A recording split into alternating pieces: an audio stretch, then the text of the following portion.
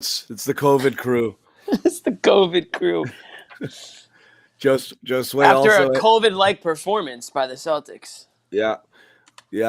Coughed it up all over the place out there. Exactly. We're here. We're banged up. We're doing better than the Celtics are. We are. Don't worry about us. Worry about the Celtics. This is the type of game that makes you question your life, right? Totally. Well, one of the many moments. Right. Why do I do this? this? Like, why do I watch this? Why do I talk about it? Why do I subject myself to this? Like, why does this occupy any of my time? Right. Yeah, wretched game. I don't let them hurt me anymore though. And if you're watching and you're still hurt by this team, this is the game. This is one of the games that you should say, you know what, I'm not going to let them hurt me anymore. I'm not going to allow it to affect my mental state because it's people just going to. People in here in the chat asking about your physical state, Jimmy. How are you feeling? My physical state, I'm good. Like I said, don't worry about me. I think the other guys in this video are a little more banged up than I am at this point. I've made my recovery, I think, and I will be heading back out into the world.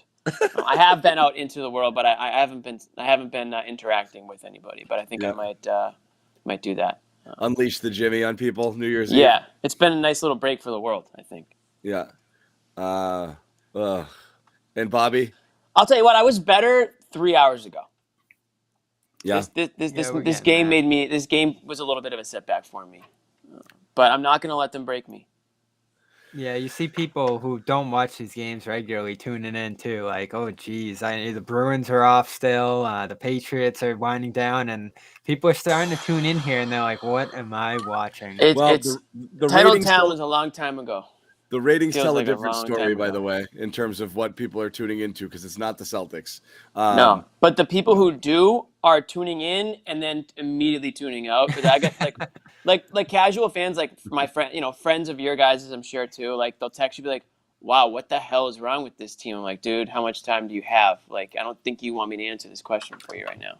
But they're not holding interest with the likability. It's a likability factor.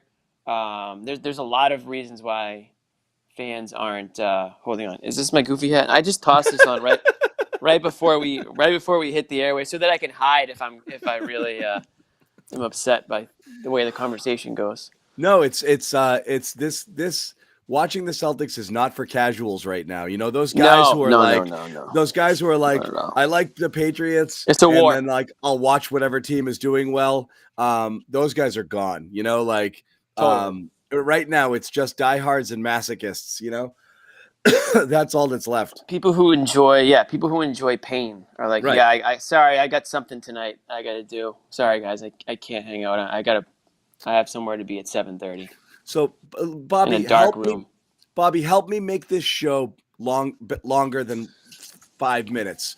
You know, because that's okay. Actually, I'll do 5 minutes. No, because right now it's like.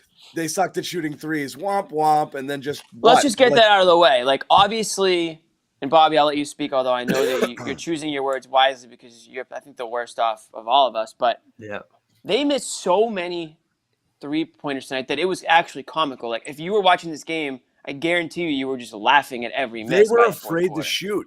When they were just like, do I have to? All right. They were getting long rebounds. People would pass to someone and be like, I'm open and I'm supposed to shoot, but I really don't want to miss another one. And then they would pass it to the next guy, and he's like, I guess I have to shoot. Horford would be like, really, guys? Like, have you seen the first 6? Like, come on, don't make me shoot this. Yeah, they got drew into it by that zone. They were just firing away from out there. They were getting rebounds and looking for those again and again, and they really didn't adjust all that much. And listen, Jaylen Brown had a lot more ability to attack. We saw it down the stretch there. He went in the lane against multiple bodies. We've seen him do it throughout the year. He's capable of challenging a mass of guys in there, and the spacing wasn't great around him, certainly. It made it difficult to do it, but it's going to be difficult, especially with Tatum out and different guys out right now, to score and generate offense. And we're seeing right now that he and Peyton Pritchard really aren't enough in that regard. Like, they are not efficiently running this offense, finding quality looks time in and again. You mean the guy who was a DNP-CD for the first 25 games of the year is not doing a good job running the offense alongside? Yeah, right. These guys don't have it right now. Weird. And you just look at the Forever. percentages right now. We have to eliminate the right now from our thinking. This is, I think, Celtics fans' problems. We keep saying, Well, that's all they got. What are they keep going to saying- do? No, but we keep saying they didn't have it tonight, or this Yeah, wasn't yeah, the yeah. right combo. We've seen moments There from might Brown and not Pritchard be a over the right last couple combo. weeks, There yeah. may not be another day that's better. You know, Right. this just it is. It Well, is listen, what there it aren't going is. to be That's why, like, days like this. That's like the little bit of denial in you, Bobby, is showing, I think. A little bit but of let me, denial. Bobby. All I'll say is this: this isn't against you. Well, I mean, is just, I mean, what do you expect in a game like this? I mean, you don't see this game ever. I mean, there's been one game like this I can find. I know, but let's look. While this is clearly an outlier performance because it's the worst ever, and shooting 10% is ridiculous. 9%, whatever. That ties the NBA record. Okay, I didn't even realize So that. historically Congratulations. bad, obviously, is a okay. What the? But people are talking about, oh God, this was a crazy night with all those missed threes. Like it was something that happened, like stuff was falling from the sky or like freak injuries. No, they missed threes because they're not a good shooting This team. is who they are, yeah. This is who they are. They missed so many threes because it just snowballed and it was just freakishly bad. And 0 assists for Brown, just seeing that is just unreal. Potential. I mean, assists again, were that's like off the chart. extreme of this game. You may say this is who he is. This is who he and Pritchard ultimately are as facilitators and ball handlers.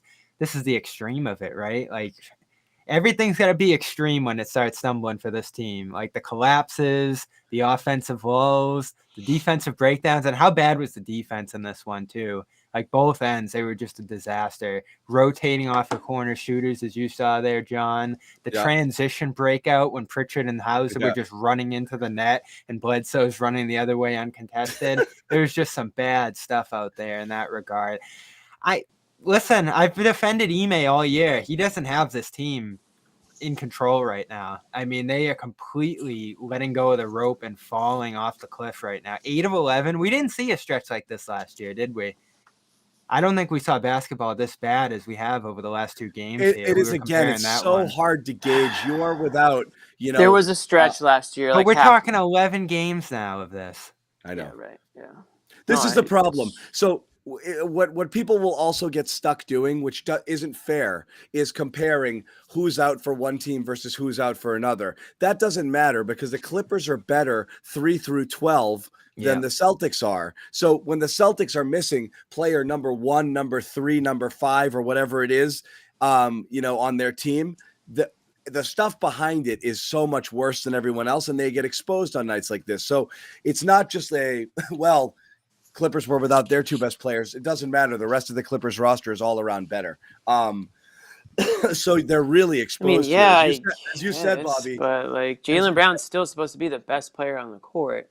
He is. But as Bobby said, Jaylen and Peyton had a tough time carrying the offense. You should never utter that sentence, right? No, your team's not designed to have Peyton Pritchard as your second best player or carrying the offense. Right. But no team can survive if Peyton Pritchard is your second. Well, listen, this is what we're talking about more of if they're going to deal Schroeder, right? So it's going to get ugly here if they do start to chip away at the top of the roster with a move like that. Like you got to start to expect these guys to be able to step into a role like this. And Brown especially really disappoints me because he had a week or 2 there where he was making plays. So sure, in a secondary role, he was finding Robin spots. That kind of disappeared, that pick and roll he was flashing there. And just the overall ball control. He can't keep the ball in his hands right now. It slips right out. I mean, security right now is a big issue for them. And that's the simplest thing. Rob is 5,000th on our list of concerns after tonight's game. Rob, yeah.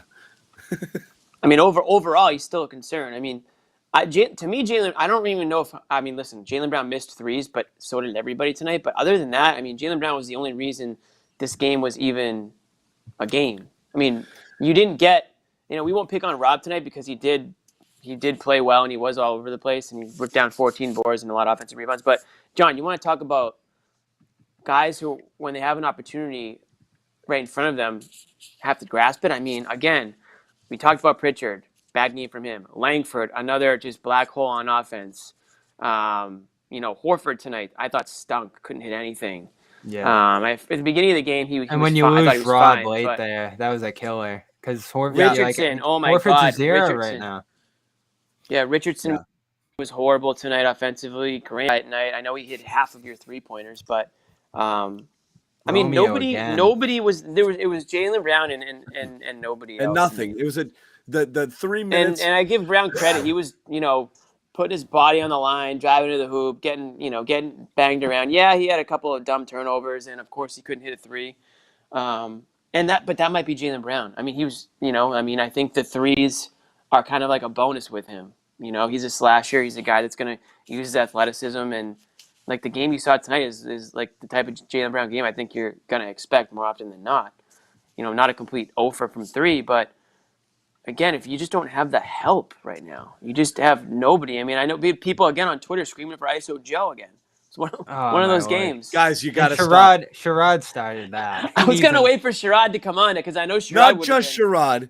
There's a lot of people out there who get paid to do this who are like, I could see this working for the rest of the season. Yeah, no. Murphy was asking a pregame. Like, I don't know what's going on there. And that's the issue with that signing, right? I don't blame anybody for calling for ISO Joe in a situation like tonight where you have 80.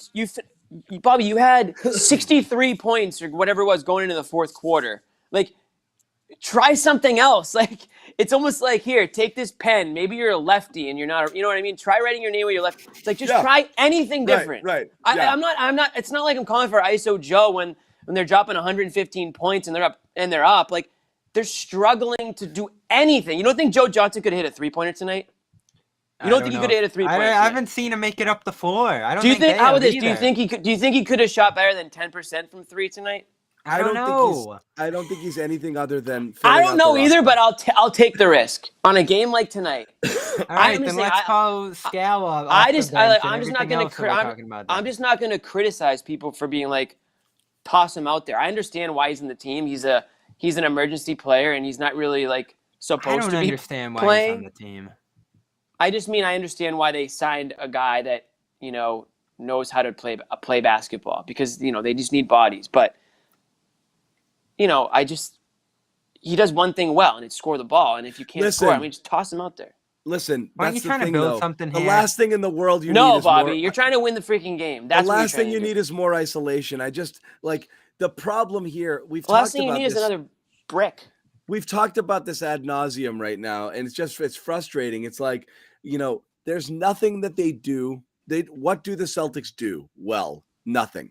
Literally nothing. Okay. Mm-hmm. So why every night do we expect something different? I don't get it. Like, what do? They're not elite at defense. Yes, they have a better defensive lineup when they have Horford and Rob out there, but that really messes with your spacing. So you have huge problems there. They don't have a lot of shooters. Their pace of play when Tatum and Brown are both there are atrocious. They don't move the ball up the court. And it's not just their pace of play in transition. Their pace of play in a half-court offense is abysmal. Okay, so they're and they don't have shooters. They don't do anything well. Nothing well. They have a couple of guys who have individual talent, and then they, as a team, do nothing well. So why do we keep expecting something to get put together? As a team, they do everything below league average. Everything, especially in the fourth. And that's the fourth is an absolute collapse, right? Yeah. So they shouldn't be an absolute disaster, and they continue to be that in these late game situations. And you can't look at anything other than the tone setters. Tatum, Brown, Pritchard, Schroeder, whoever you want to in these spots. They've all really failed in that position, and epically so. You look at the numbers, bottom 5, and we saw this for stretches last year too, on offense, defense, the likes of the Knicks and the Blazers. I wrote about that earlier in the week. The fourth quarter numbers that they have are just scary. And to completely lose hold of everything. Listen, John, there's certain things they do well in spots. Like, rebounding, they dominated that area tonight. The putbacks. Oh my God. You gotta they missed every shot, Bobby. You got to be able to convert on the second chance opportunities. The Clippers did. They had some second, third chance opportunities down the stretch, and this was a close game, 2 or 3 points the whole way. You look at this with 2.5 minutes to go, you're down 4, and it's like just grab the game, win. It's not going to be pretty, but just go make the play or two that you have to do here. And all of a sudden they're fouling on a screen like Pritchard was there and sending them to the line and then allowing a third chance Bledsoe. The way they blow this up is so epic. And then they get 2 quick scores the other way that would have tied the game if they didn't give up 4 on that one possession. So it's like, why does everything have to be so dramatic when it comes to the bad with this team? And I keep thinking back to that Ime quote because they don't help one another. But anyway, go ahead. The snowballing. I've said this a million times this year. Something goes wrong, then they make another mistake and it gets worse, and all of a sudden it just compounds on them in a way that they end up with a disaster. And that's why this team, like, it's so dramatic when they fail. Like, they don't just lose a game on a tough play or something goes against them. It's always an all-out disaster like it is here tonight. And listen, I look at that going back a couple of years now and just say, like, yeah, this mix isn't working. You don't have anyone that can step up in these situations. Nobody seems to have the fortitude to be able to come through in a spot like this against a team. Listen, you can say the Clippers are better than people think, worse than people think when they're down to this.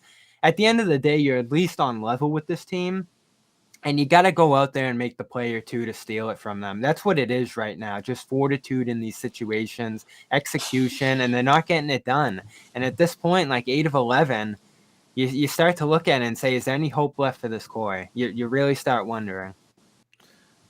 I don't know. You're right.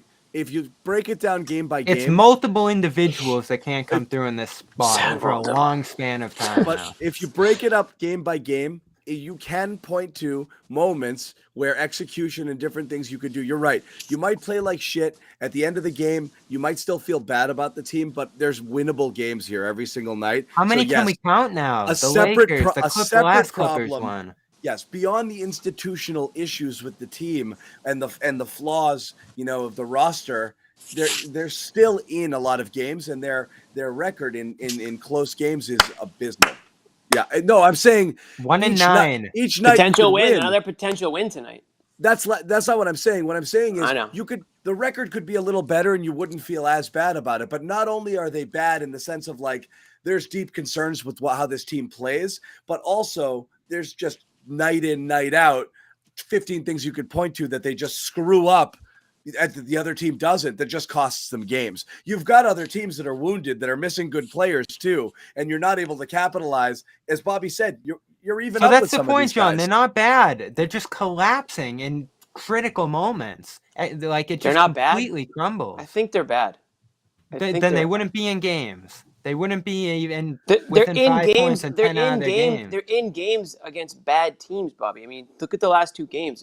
The Clippers without Kawhi and Paul George, and the Timberwolves without literally anybody. But everybody's in the same spot. In the game. Everybody's in the same spot right now. They certainly. Yes and no. I mean, Jaylen Brown is still. I mean, Jaylen Brown's an all-star, and he's playing. I mean, you've got players. That's what I'm saying. You've got players that are supposed to be really good, that should be able to win these 50-50 games if that's what you're saying they are. If everyone's in the same boat. Well, they're better than Celtics 8 losses in 11 games. Certainly. Right. That's are they, or are they what they are? I don't know. At some point, you are what you are. They've been a roughly 500 team for John. John will tell you for what 80. Well, now they're below 500. It's something gotten games. Worse. I know it's gotten worse. 500 here. So are they what they are? Or are they still better than what they are? Because it's been a season and a half now. I think if we're looking at the big picture in terms of everything we've watched this year, it's the critical periods of the game. The close games late, 10 games out of how many are we looking at now? Like 36 or whatever it is, 37. That's where they're not coming through. Like again and again, it's those crunch time minutes where Tatum's a disaster, 34% from the field in those spots. Brown being unable to make plays in those situations like we saw against Minnesota. Schroeder, who has had a number of awful moments in that regard. I'm saying you have multiple players, including Smart, I think, to some degree. He's probably the best out of all of them, but he can't get his own shot in those circumstances. You don't have a single player who can settle you down in these situations in a game like this, where all you need is just to string together 3-4 possessions down the stretch. You wouldn't feel good about this game, but you'd come away with a win and a better record and a much better standing by the end of the year. And now they're just systematically failing in these spots. And the tough thing that you have to grapple with here is that nobody's coming through in these spots. And even if we come up with a crazy trade by the end of the show tonight, as I'm sure we will, does anybody still have the ability to come up, grab the team, by the ropes here and come through in these moments. The new guy is going to be No. empowered I don't compared know. to Are we going to Tatum go and through others this? in It's those the spots. GM, it's the coach, it's the Jays. Like, I was just like, I'm so exhausted. It's the players. They don't have a single guy who can step up in these spots and salvage these situations. We I got to don't read think the anyone Jaylen. has on this team. I got to read the Jaylen Brown stat because it's a pretty good stat. Jaylen Brown shot 13 for 36 from the field and did not record an assist tonight against the Clippers. His 36 field goal attempts without a single assist are the most by any player in a game since, John? Antoine Walker.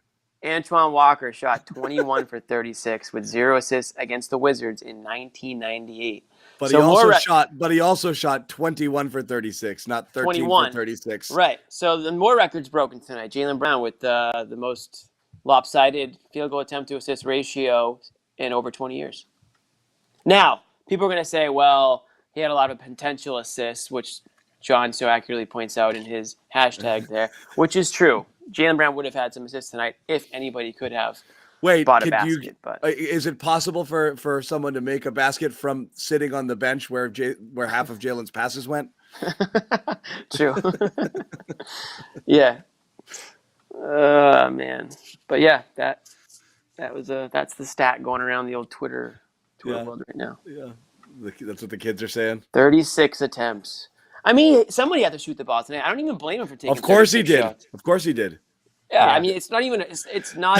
If you just see the stat, then yeah, that looks pretty bad. But if you watch the game, like there was no other option half the time. And that's the problem too. At this point, there's no shooting here at all. I mean, this wasn't a surprise. We expected games like this year. We've seen plenty of them. This was the dramatic one, certainly, but they don't have anyone who can knock down these shots consistently. They probably should have played Grant more in this one. They did play Sam quite a bit to start the fourth. Got him one good look. But overall, I just kind of say that the passing isn't great right now. Like, they aren't creating quality looks. It's basic driving kicks. They're not running a ton of pick and roll to try to get more downhill, and that's not really an option when you see this much zone. It's a lot of just pull-up jumpers, kickouts off offensive rebounds. I thought Richardson was so late on one of those plays where Hauser was wide open in the corner to find him there. The reads and just the organization from a playmaking standpoint aren't great here right now. And they're not. I mean, it's both ends, right? Like whoever's supporting Brown's going to say, "Where's the shooting?" and whoever's supporting the other guy is going to say, "Oh, he's not finding them." But it's both right now. It really is. Both. That's how I sent you guys that snapshot of one of the plays where Brown's got the ball above the 3-point line, and Romeo and Grant what is up with that? Are literally standing next to each other. They're standing next to each other. Hauser's on the other side of the court in the corner, and then Pritchard, I think, was also next to Jaylen. They were playing like 2-2-1, like. Didn't we say it last year with nobody moved, and then Romeo and Grant are just sitting there watching. Nobody runs the baseline, runs a cut, goes to set a screen. Richardson a little bit, but nobody runs else. hard to set screens. Like nothing. No. It's just unreal. You're right, Bobby. Grant should have played more tonight. I can't believe those words are coming out of my mouth. Probably the first time I've ever said it. But why not play Grant more tonight? He's your best 3-point shooter, and you can't buy a three. Was it because of Morris? Maybe. But again, at some point you got to run. It was because of Morris. What? The Celtics are gonna leave their best outside shooter on the bench because Marcus Morris Sr. When he came in and he matched up against him in those early minutes, Morris was getting whatever he wanted. But yeah, one of John's favorite players, by the way, Marcus Morris. But you've talked about this, John. At some point when this is happening and it's demoralizing you on the offensive end, you gotta put guys out there that can score, and you have to go out there and run the best offense you possibly can, especially in a close game, because you've talked about how you can pile up stops, but the only way you're going to go tit for tat is by scoring again and again with a team like that. Your defense wasn't executing at all in this one, so you can't overreact to defense when you need buckets, when you're shooting 9% from three. I was stunned Grant didn't play more in the fourth. I really was, because he was getting them some spot makes earlier in the game. He had a few good passing sequences there. He's just a smart offensive player. I'd rather him out there than Hauser. Hauser, for what it's worth, we want to see him, but the defense is really bad, and he's not like he's raining down buckets on teams' heads right now. So I don't see a ton there. And Broderick Thomas, he played okay, But is that like another defense thing, like trying to match defense? Is that what that is there? He cut a little bit on one play, but I didn't see a ton from him. Sort of just Romeo-like minutes from Broderick Thomas. Yeah. So you're short, but you there's no circumstance where you should have an offensive game like this. There really isn't. Look at the Clippers. I mean, like you can say night in and night out what on the other side they're putting out there and what they're able to do with it. They were able to scrap together some points. Timberwolves were. Jimmy's done. I Phoenix feel coming like out we're on Friday. broken, you know, and like we look, you know, we're coming out here after every game, and it's like we're seeing the same stuff everyone else is seeing the same shit over and over because these games keep going the same way, right? I mean, they can't play in the fourth quarter. They blow leads if they even have the lead. And, you know, Bobby talked about it the last, you know, what is it, the last 11-game stretch? I mean, this goes all the way back. I can't believe you do this after Monday. Like, right. Monday should have been rock bottom, right? I don't want to just be like that old man screaming, like, oh, they ain't got no Celtic pride. But, like, where's, like, just, like, the self-pride? Like, you know, like don't you – I had this issue with them last year. I felt like they just didn't – there's a lack of compete. There's a lack of fight. I mean, talent. I just don't see. I know. I know. I've talked about this with other people before.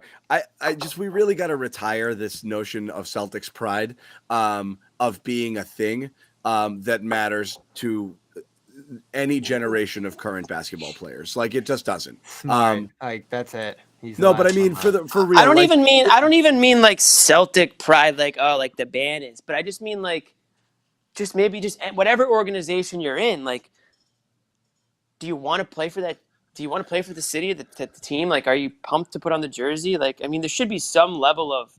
I know. I'm just saying. Some level of that. A franchise that's won one title in 35 years. Okay, that means you have to be friggin' 50 for it to matter to you. Like, you really do. And so it's silly at this point to think that like. Well, they're all gone now too. All the to those guys are around. So. And to those guys, the legends. You know, won championships playing with, you know, the majority of those came when there were 6 teams in the league and they were shooting in peach baskets. Like, all right, no, I get it. I'm not talking about like, oh, the Celtics. No, but I see a lot of it. Banners. I'm just talking about like there is like, you know, whether or not you were a part of it or not, there is still a history to it, and there is you know something to be said about. Yeah, I appreciate it. I know you do, but like you would think a basketball player. You would think that maybe they would. I mean, the Lakers, you know, obviously they have more recent success when it comes to, you know, championships and banners and all that crap. But kids today, they do. I know not they care. don't. It's ancient history. That's obvious. That's obvious. I know they don't care, but.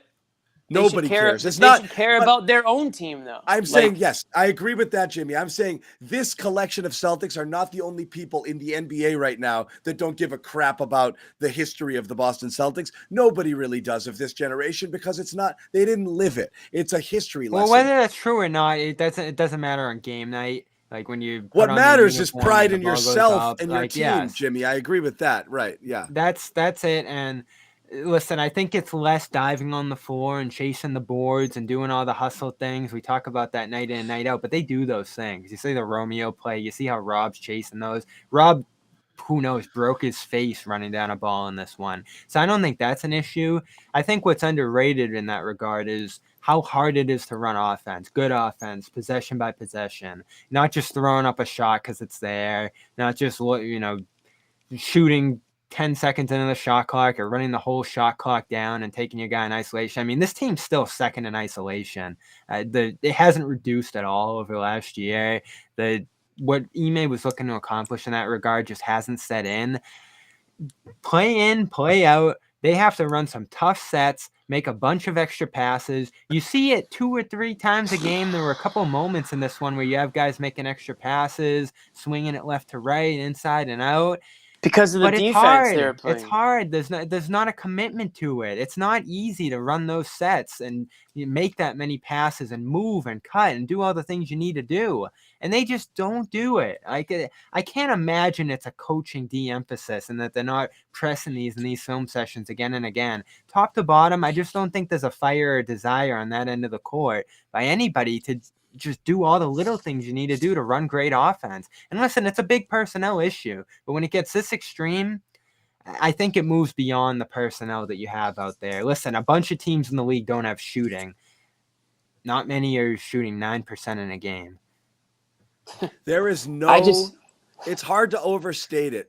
We sound like just these old curmudgeons who just sit here and complain and say everything sucks. But I actually think we're understating how bad it sucks. Like, they are an incredibly bad basketball team in terms of playing team basketball. And they don't do anything to help one another. It's remarkable. It is. You have a lot of strong individuals trying to solve it themselves. Yes, exactly. And that's the problem. As watching them play basketball, you're like, what offense is this? What is the plan right now? Like, what are they doing? It's just freelancing. It's so weird. It's so, there's no direction. There's no cohesion. It's so bizarre. And every once in a while you get a game or two where it'll look kind of normal and you're like, maybe, and then you see 5-6 straight where it's all disjointed again. It's I've never seen anything like it. Like, it's like they just met. It's literally is a pickup game every night. They just 5 guys. What do you do? Okay, you play the 5. And that was actually what Minnesota did on Monday. Yes, it feels like a pickup game smoothly every night. Like, they literally just, if you put 5 guys together and you're like, we got next, that's it. Yeah. Yeah, I don't know how you fix it either. We've talked a million times about the moves. There's no obvious step there.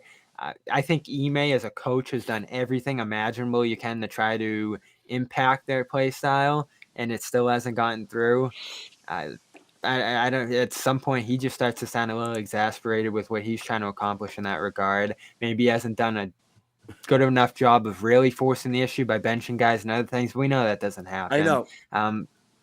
I don't know. I just don't know what you do. I insist on this. I know Jimmy and I differ a little. I insist on this. I do not believe it is selfish guys who are thinking, me, my stats. I just think it's guys who only know how to do what they do. And that's it. I've said this about Tatum from the beginning. I do not. But John, at what point does that become selfish in your eye? At what year? At what year does that become selfish? That they haven't learned a new way to play basketball. It's a fair to. question, but then you have a night like this and you think, I know they're telling me to do this, but is it really the right thing to do? You know, so like the problem is, I'm not even using tonight as it would be easier.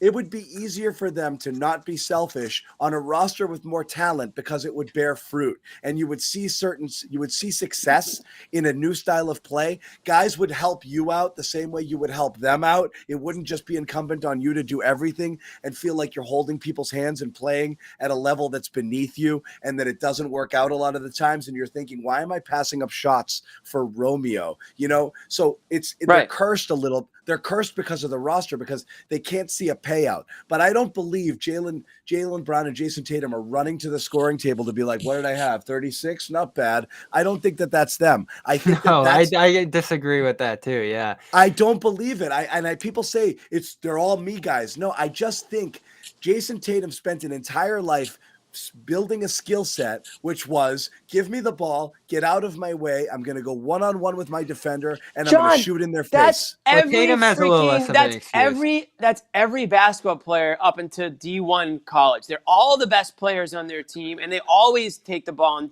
do everything. And then they go to a D1 team, and they learn how to play team ball, and then they get drafted, and they sit on the bench, and they come in, and they learn how to play team basketball. There's like 5 guys who that isn't the case for, like LeBron. Like you can go like Jayson Tatum is no exception. So in year 5 or whatever we are now of Jayson Tatum experience, he needs to adjust. And again, he didn't even play tonight. So this is a topic that has nothing to do with tonight's performance. And I don't even blame Jaylen Brown Tatum for his performance tonight either. Again, like you're given a roster of guys that half of them weren't even in the league 2 weeks ago, or shouldn't be in the league. You're going to put up 36 shots and you're going to do everything you can. Like, I'm not blaming tonight on Jaylen Brown at all, but there is like an overarching issue with these two guys leading the way in the Well, way where's the in which help?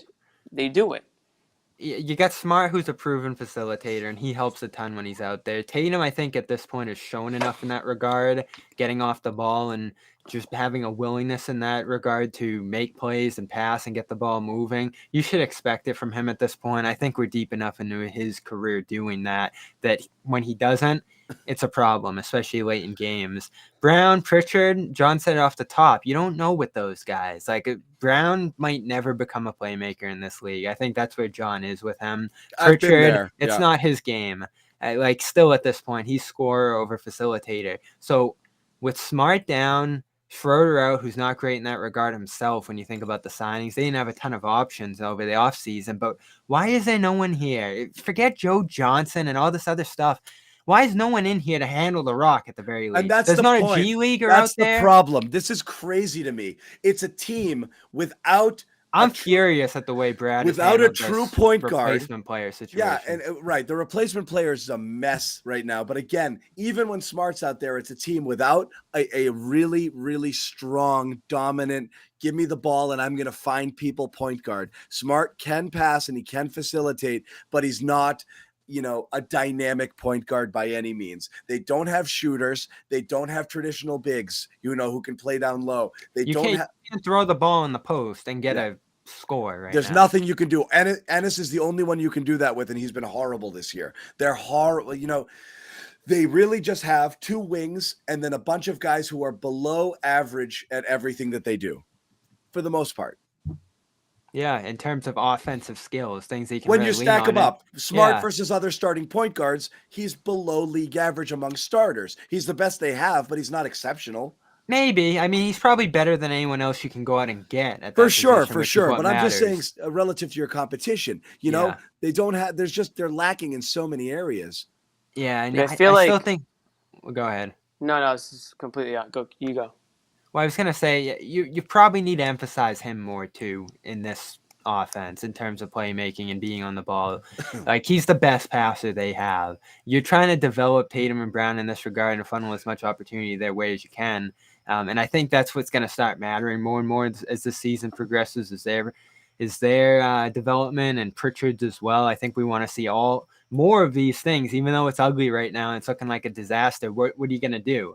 Just like keep punching the wall and trying to do the other things? Or are you going to actually try to get these guys better at these things? I think we're pushing pretty quickly toward a developmental season in that regard, even if it really goes off the rails here.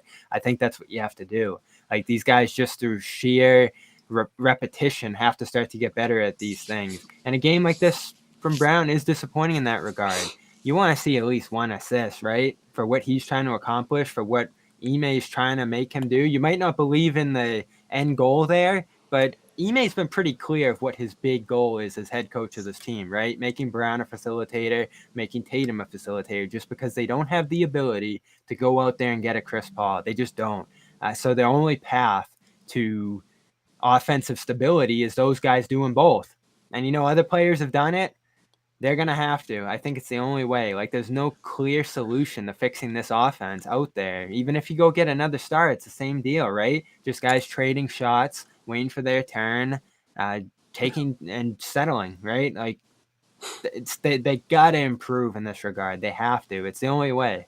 I just looked this up, by the way. It was like 2.7 versus 2.8 heading into the night. I didn't know he was the only player. I don't know if that's true or not, but it is interesting. Wow. Jaylen is a classic case of the more you put the ball in his hand, yes, assist numbers will probably go up, but so will the turnovers because he's sloppy. It just is what it is. You do wonder about him, but he's so early, right? Like, he's never, ever done this in this part of his game. I guess going back to Jimmy's point, the question is why? Because it's all you got. No, why hasn't he done it? All you have. Kyrie, Kemba, those guys, the ball was in their hands a ton. And so he was an off-ball guy during those times. I haven't seen a single quote from anyone on the Celtics yet. So I have a feeling this is a interesting post game in the locker room or You know something. what they're gonna say, Jimmy? Why don't you just ad-lib it? Oh no, it's not going to be interesting for us. But whatever's going on behind closed doors maybe is interesting because usually you would have heard something from Ime. I don't even think Ime has spoken yet. So Jalen, this is from Tim Bontemps. 8 potential assists, tied for oh the most god. by any player who didn't record an assist in a game this season. Well, we know that. I mean, they missed so many shots tonight. So I mean, now they're not going to hit every pass that you make. So that doesn't mean that Jaylen Brown should have had 8 assists tonight. If you shoot 40%, then he would have had 3 assists, something like that, on a typical shooting night. Mm-hmm. So really not that big of a difference. But I'm done with the potential stuff though. They're gonna have so many potential assists by the end of the year. Potential assists, potential wins. The question becomes again, it's like, can you continue to just talk about health, weird season, we haven't had our core together, and kick the can down the road for a whole other year? Or is a head going to roll? Another one. You're running out of time. You can't keep stringing along. By the end of this year, you're going to be seeing Brown's free agency in the distant future. You got to make a tough decision at some point. You have to at least start thinking about what you're going to change here, what you possibly can start to shake up, because they've done the executive, they've done the coach, they've done everything else. Not enough development has been achieved. I'm starting to buy into that a lot more. You've talked about it a ton, John. Like, the amount of time they've wasted without even getting a glimpse at what the young guys can provide here is pretty startling and really bad from a team building perspective. Or just putting them in positions to succeed. They don't do that. They put them out there and they're like, go. And then it's like, oh, well, you couldn't keep up with the 3 all-stars we threw you out there with. You're back on the bench, and that's it. Mm-hmm. And I'm just continuously frustrated by how long it's taken them to replace Hayward with something, at least as a shooter.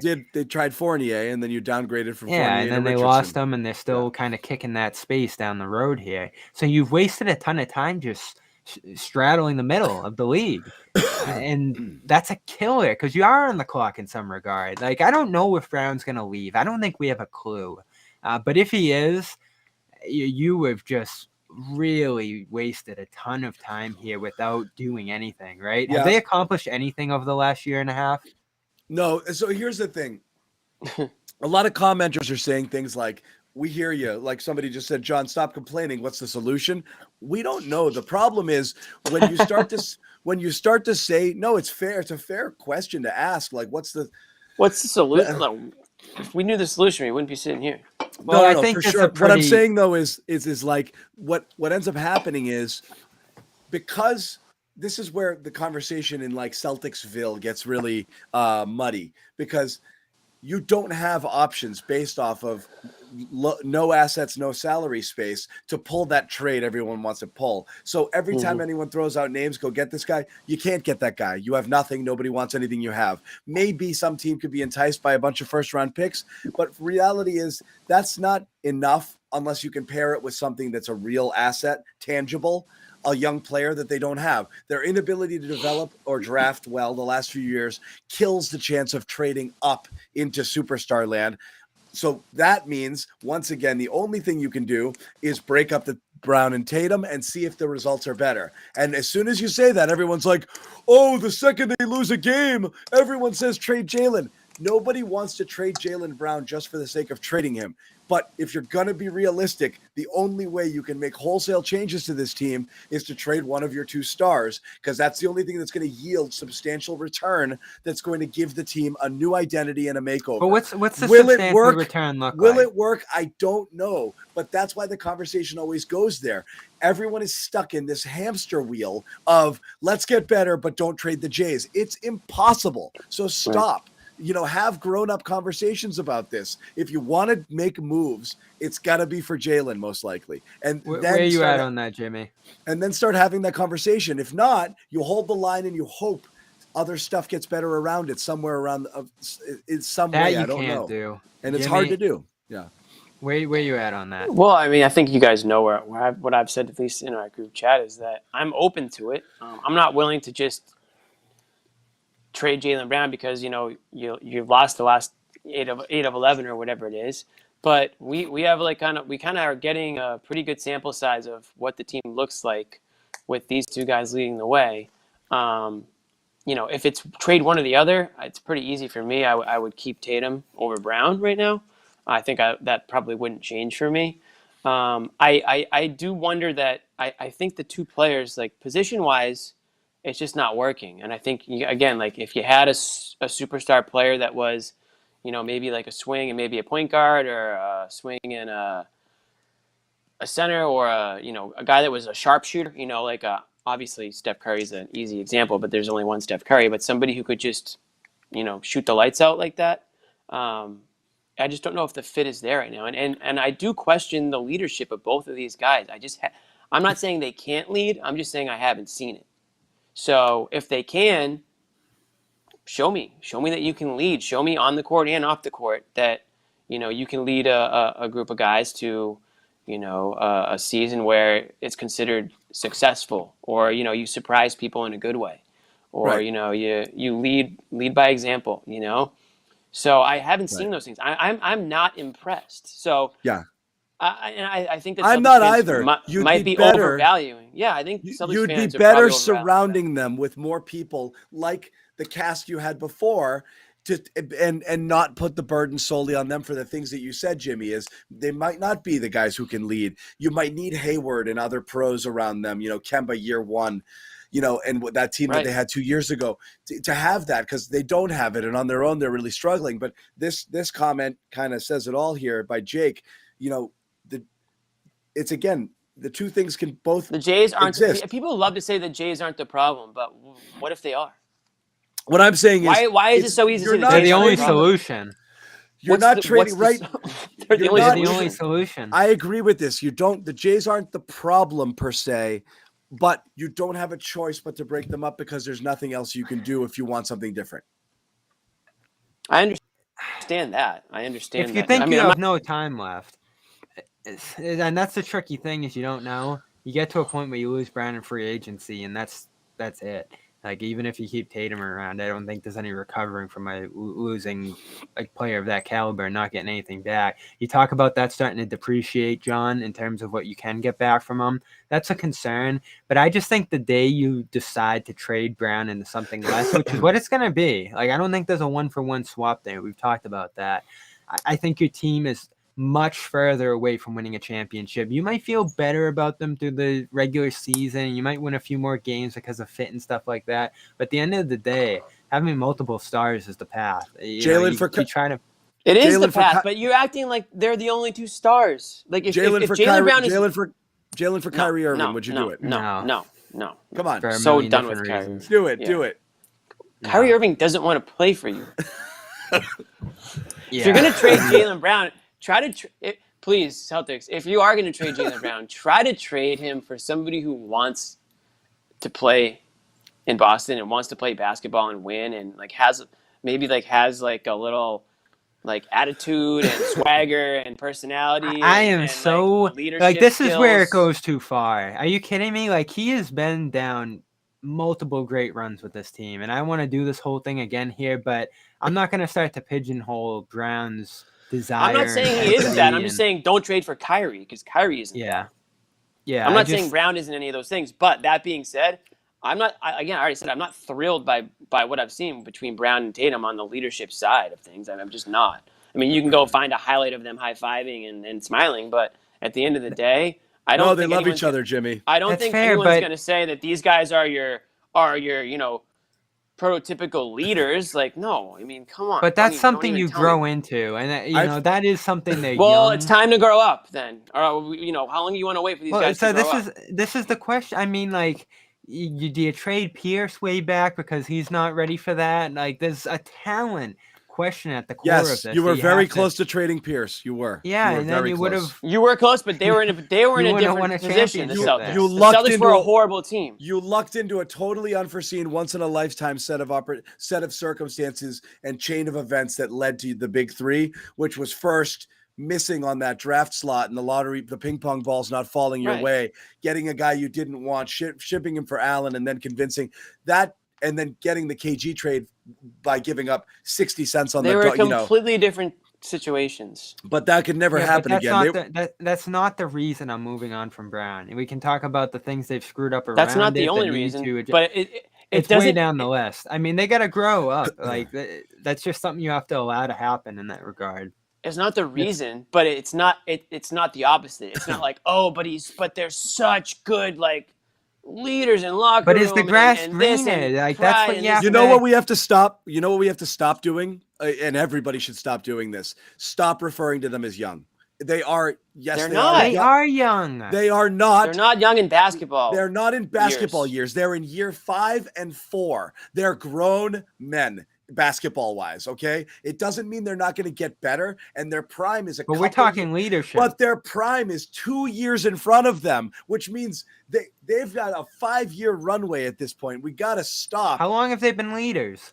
It's not the leader aspect. It's that's all I'm talking about. 0. It's the ability to play a complete game, you know, and to do more than just the thing that you're the specialist at, you know, like at this point, Jaylen Brown's playmaking is coming along in year 5. Year 5, he's a 5-year NBA veteran. I don't want to talk about the things he's still developing in his game. By year 5, you're getting a little better at everything until year 7 when you're in your prime, and then you start to decline.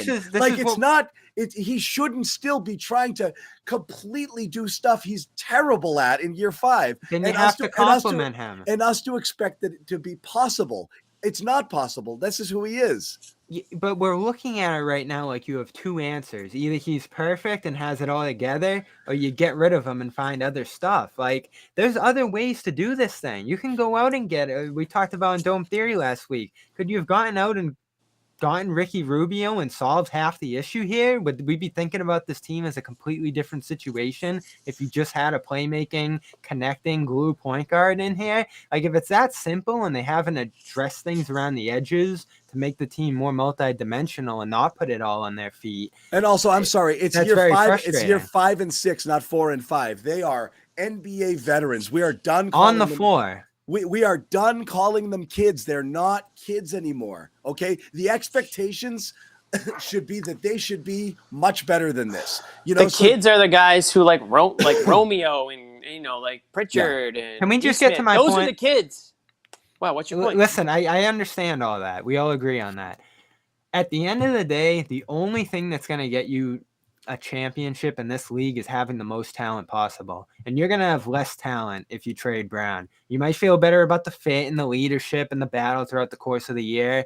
They're looking at something bigger than that. I think Brad's ultimately taking on a mindset like Ainge that it's championship or bust here. Who cares if we have a great regular season and have some fun here? If you're going to be a team that peaks out in the first or second round, which I think is what you'd probably end up with if you trade Brown in this multiple role. What do you end up with if you don't? Tatum. You have to figure it out around those 2. You don't think they're heading for a first-round exit right now? They are. But you have to figure it out with these 2 because they're the 2 most talented players you're ultimately going to have here. What are you trading Brown for? We don't They know, have Bobby. to figure it out. They have to figure it out. What did the Brown Red Sox and trade? What did the Red Sox trade Nomar for? Nothing. It's completely different, though. Parts. All you have that makes you special, puts you a step away from contending right now is these 2 players. They're not special. They're not special. Yeah, I think a lot of people around the league would disagree with team. These guys don't make the Celtics special. These guys right now on their own. These guys make the Celtics average. These guys make the Celtics 16 and 19. Now. Listen, this is what we're talking about on a night like tonight. Brown surrounded by Romeo, Pritchard, who we've put the bar like this low on to get excited about anytime they do something. It's Rob, terrible. Who has grown a little bit, and who we just keep expecting to become an all-star, even though he's nothing close right now, and no shooting at all. I don't think anyone thinks that anymore. So we're grilling these 2 guys right now over their deficiencies, even though they're very clearly special players. I know talents. It's not to do with this game. I mean, it's what do you want to talk about this game? We're just talking about in general. We're not saying that. We're saying that There is no option to improving around them. I disagree with that. Okay, but this is where we are. Then you're in friggin' la TPE land with the rest of Green Team Twitter, like praying for this miracle that's going to fall from the TPE sky that's going to make this team a contender. They're like 4 players away. Like, what are we talking about? You know, they need upgrades across the board. There's not one guy, you know, like there's no magic bullet here. There's no piece. Like that's why the conversation goes to Tatum and Brown is your only hope for blowing it up is to see if you can get a haul for one of them and see if that sets you up for more future success. Right. That's it. I mean, we can throw back and forth what a haul would look like and what would be worth it. As I've always said, I philosophically, I hate trades. I always believe in trades. The team that gets the best player usually wins. But in the Celtics case, they might have to go backwards and take a package of a young and up and comer with a draft pick and a veteran who fills a need, you know, and contracts or blah, blah, blah, or things that give you flexibility or I don't know what, but like the star for star has always felt lateral. Plus, every time you talk star for star, whether it's when it's Brown for Lillard and Brown for Beal, it always involves Brown plus stuff. You know, people are worried like of just giving up Brown for those guys. Brown alone, and there's a reason those trades don't happen. Brown alone doesn't get you that star. But, you know, Brad's hanging up the phone when they say Jalen, and they're like, wait, I'm not done talking. You know, it's Jalen and Rob and 2 first rounders. Now John Wall and Russell Westbrook swapping places was extremely shocking, and that was obviously a very unique circumstance. We're talking about that sort of Philadelphia swap with other stuff coming back. A lot of people in the chat picking it up, right? Or picking what up?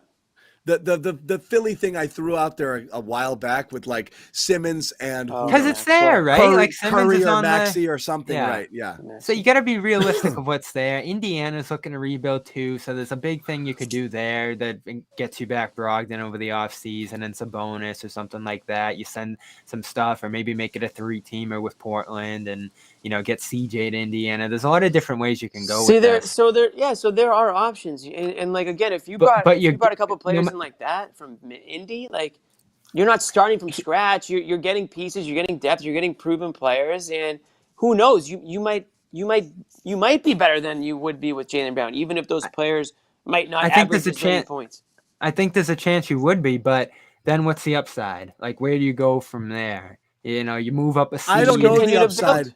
Bobby, that's the problem. Nobody has that answer. You're going to run up against issues. This is why the conversation goes here. You're going to run up against a problem where in another year, the clock, after this offseason, the clock is ticking on Jalen. And so that's a problem, you know, because that year you're going to have to decide what's going on. You got to build a team around him or else he's in his walk year, you know? Mm-hmm. So like, you're going to get close to it. You got Fox in Sacramento. So you cannot kick the can down the road much farther. You can't do you're right. And so you got to look at. You got to look at the another variable in this is losing him for nothing. You know, Bobby, we need you in the lab looking over potential trades. Well, you know, I always am, but here's my concern in that regard. Do you really think they've taken a long look at trading all the other stuff, and that's smart? That's Rob. That's all the picks here. Like, do you really feel like they've gone all in on looking at moving all that stuff? Because I'm concerned that they've even held a little tight to those things as well. That's where my worry comes in. I mean, Brad wouldn't be doing his job if he hasn't considered that. So I'm sure that they have. I mean, Brad and whoever else is active in the front office over there right now, I'm sure that they're going over all options. This is not a championship contending team right now. So, of course, they re-signed Marcus Smart or extended Marcus Smart for the reason that keep him as that asset. You know, they extended Rob in the same sense. So these aren't guys that, they can say, oh yeah, we envision, you know, these guys being around the team and winning a championship. You got to say that, but at the end of the day, they need to keep these guys in order to use them for whatever value they have in a trade if you are going to go that route. So I think they've definitely considered the option. It's just a matter of right now, I think teams are trying to figure out, other teams around the NBA are trying to figure out where they're at. You know, it's a crazy season. You know, I think there's a lot of teams that are hanging on a little bit longer than maybe they typically would because of all the uncertainty Yeah. this year. So And Bobby, here's Bobby, the problem is this though. Let's say you rolled up. Like, look at how few reliable players you have right now. Imagine if you rolled up, Smart and Richardson and Rob and Picks into one player. How friggin' ridiculously imbalanced and top heavy are you then? But isn't that what gets it done? And you just figure out the rest and you're the Nets, right? Like that's how you do it in the You NBA. can, You but wish it wasn't like that, but you that's how it can. goes. But one, you're not getting a star. You're getting Fournier plus, like you're getting, what are you going to get for those guys? You're not going to you're getting Aaron Gordon, like it's not a star. You hope Jimmy. it's a guy like Sabonis. Here's my worry, and this is Everything where else this came is, from. yeah. This was in Bleacher Report earlier this week. Who wrote it? Eric Pincus. Okay. I don't know how sourced this was, but he goes into it and says the Celtics have no immediate plans to break up Tatum and Brown. Team hasn't performed to expectations, blah, blah, blah. Per NBA sources, the Celtics don't blame Tatum and Brown. If they could clone them, they would. The more significant issue is the supporting cast, which doesn't provide enough to keep us in true contention. That's what we've talked about here. Yep. And you go down the line, and it's like, all right, Horford may be the most likely casualty in a trade, given his friendly contract. The Celtics have well-regarded prospects in Romeo Langford, Aaron Nesmith, Grant, and Pritchard. Veterans like Schroeder and Hernan Gomez could be on the move. Who wrote this? Zarans? Like well-regarded prospects? But listen to this. Yeah. The difficult question for the Juancho. Celtics is Marcus Smart, but the initial goal appears to be keeping the veteran guard along with Rob Williams. So that's where I get worried. Like, have they actually gone the length to shop Smart and actually see like the distance him, Rob, picks could get them, multiple future picks into the future? Like, I'm not fully assured that they have. And now we're leaping to Brown. Like, if we're talking Brown, I think the reality is they are light years from even thinking about moving him. Like, we got to get to Smart before we can get to Brown from their perspective. Like, reading that piece concerns me. And they think, yes, well-regarded prospects in Romeo, Nesmith, Grant.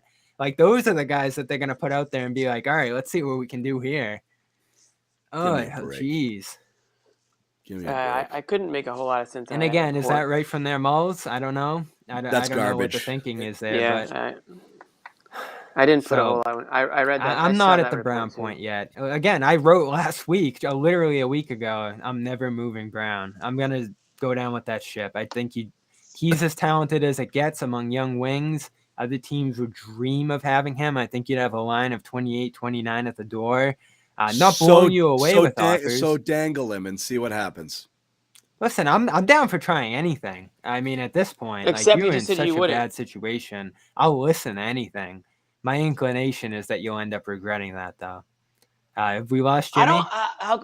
Wait, can you not hear me Oh, all right. Can you hear me? Yeah. Can you hear me, Bobby?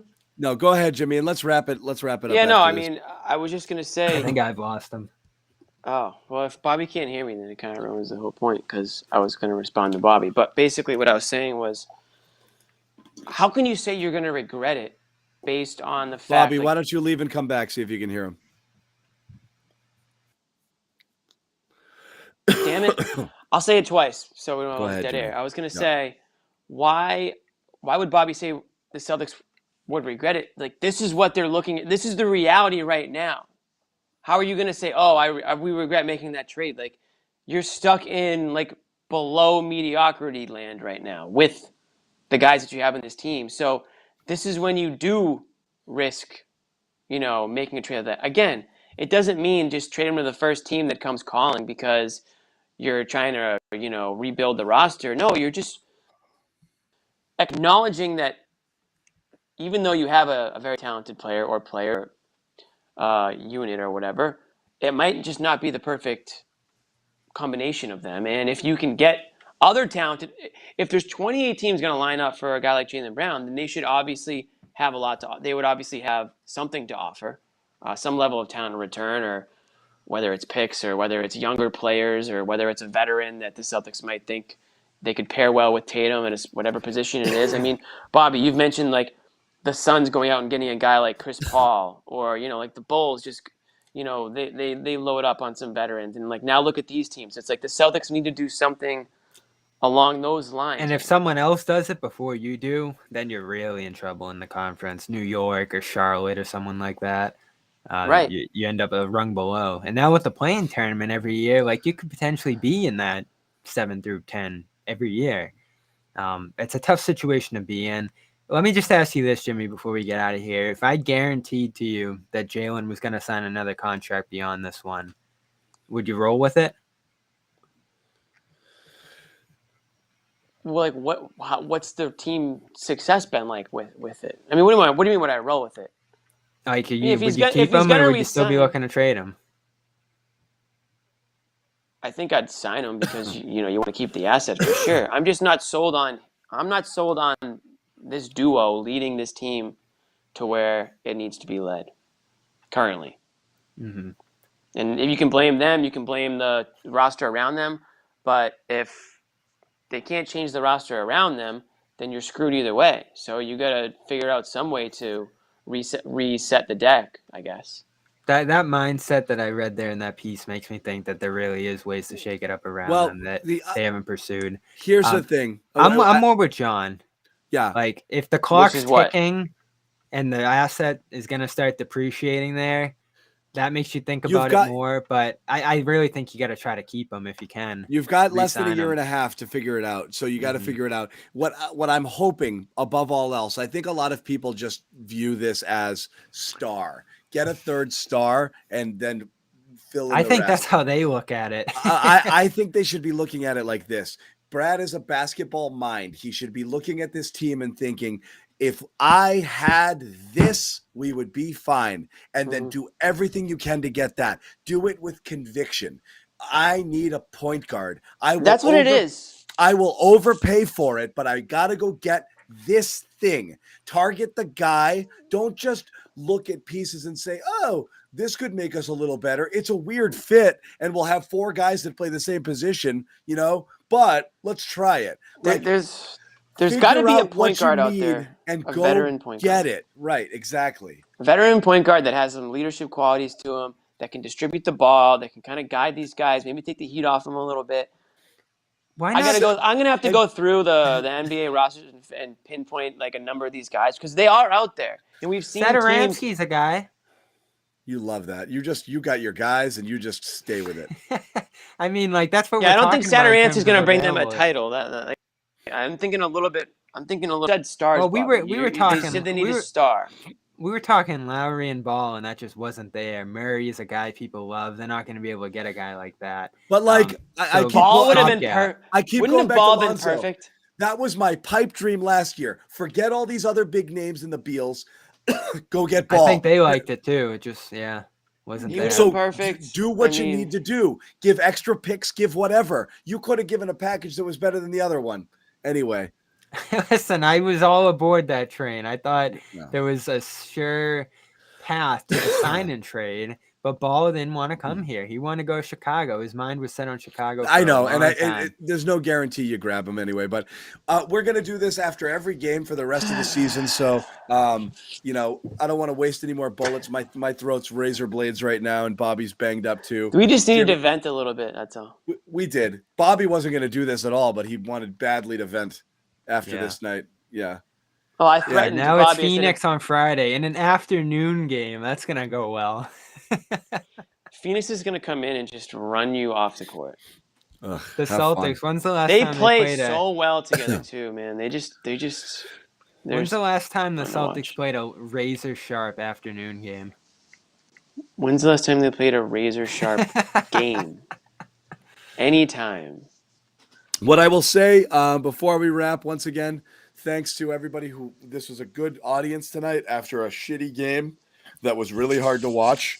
So I'm super pleased with you guys for hanging with us again. Thank you. We'll keep doing this. We're back on Friday with most of the cast returning for that one. Joe Sway will be out of the protocols by then, as well as Bobby. Yeah, Joe Sway down for the count tonight. Hit hard. Yeah. By the COVID. Yeah. They're going to beat the Suns and ruin my new year because I'm going to have to listen to freaking Celtics honk Twitter talk about how, see, you know, when they're at their best. Let's Yeah. see. See what happens when the shots fall? When did Tatum go down? Was it the day after Was it Monday? Christmas? Oh, I don't know. I forget exactly what day it was. It was either Sunday or Monday. We're kind of looking at a 5-day window there now, right? So there's probably a chance he could be back. There's a chance. We'll see. That would be fun. That would be good. We haven't heard anything. It's amazing how people just stopped asking. No, someone asked about the new shorter window, and Udoka said he could get out earlier. He didn't really specify like how early, but yeah, it is in play there. Did any quotes come out of tonight? Did we get anything from Ime? Jalen swore. Jalen swore. Yeah. Oh. He's like, we came up short. We just came up effing short. Asked about just the game. So, well, I guess all right, no comments. Yeah. So, guys, we are going to wrap it, but thank you again for hanging with us. Thanks, guys. Appreciate it. Bobby and Jimmy coming off the DL for this one. Appreciate you guys hanging out. Get well soon to Josue, who's and out to there. Everybody else. I bet you we have a couple people watching that are in quarantine, so get well soon if you are. Yeah. And let's just keep moving forward. Keep pushing forward, folks. Yep. Anyone asking about me? Not COVID positive, but pretty banged up with a cold as well. But these guys are troopers for gutting it out. So thank you guys. If you don't have COVID, then nobody even cares if you're sick, dude. Like I know you're the flu. You're LeBron. cold cucked. You're cold. LeBron The flu's never been more cucked. LeBron said everyone forgot about the flu. Yeah. I saw something today on the flu. People are trying to hype the flu now because they would want to scare you about the next thing. So be careful about the flu, too. I got my flu shot, though. The flu is up. I'm pretty banged up. All right, guys. Thanks again. We will Happy New Year for those who don't join us. Yeah, Happy New Year. We had a good year with you guys. Yeah, New Year's resolutions coming on Friday. Ooh, okay. See y'all.